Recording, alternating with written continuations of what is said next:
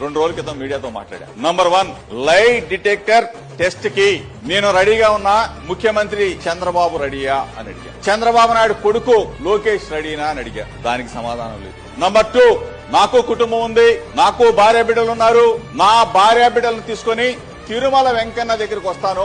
చంద్రబాబు నాయుడు భార్య లోకేష్ భార్య కుమారుడిని తీసుకుని తిరుమల వెంకన్న దగ్గరికి వచ్చి నేను నా భార్య బిడ్డల మీద ప్రమాణం చేసి చెప్తా నేను ఏ తప్పు చేయలేదని చెప్పేసి చంద్రబాబు నాయుడు లోకేష్ తిరుమల వెంకన్న సాక్షిగా జోగి రమేష్ నకిలీ మద్యం కేసులో ఉన్నాడు అని చెప్పేసి ఒక మాట చెప్పమని చెప్పి. నంబర్ 3 ఒకవేళ నేను అంత దూరం రాలేను, తిరుమల దాకా రావాలంటే నేను ముఖ్యమంత్రిని కదా అని చెప్పి అనుకోవచ్చు. మన అమ్మ బెజవాడ కనకదుర్గమ్మ దగ్గరికి రమ్మని చెప్పి అడిగా. నేను నా భార్య బిడ్డకు వస్తా, అక్కడికి వచ్చి నేను ప్రమాణం చేస్తాను నేనే తప్పు చేయలేదు. చంద్రబాబు నాయుడు కుటుంబాన్ని లోకేష్ కుటుంబాన్ని అక్కడికి రమ్మనండి, జోగి రమేష్ తప్పు చేశాడని చెప్పి లేదు.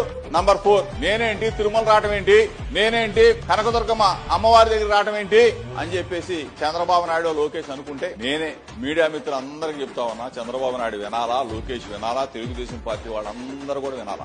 నేనే చంద్రబాబు నాయుడు నా భార్య పిల్లలు నేనే తప్పు చేయలేదని చెప్తాను. చంద్రబాబు నాయుడు ఏం చేయొద్దు, భగవద్గీత పెట్టి జోగి రమేష్ నకిలీ మద్యం కేసులో పాత్రలని ఒక మాట, ఏ శిక్షకైనా జోగి రమేష్ సిద్ధంగా ఉన్నాడు అని చెప్పేసి ఆ రోజు చెప్పా, ఈ రోజు చెప్తా ఉన్నా. దానికి ఇంతవరకు 2 రోజులు అయింది, సమాధానం లేదు.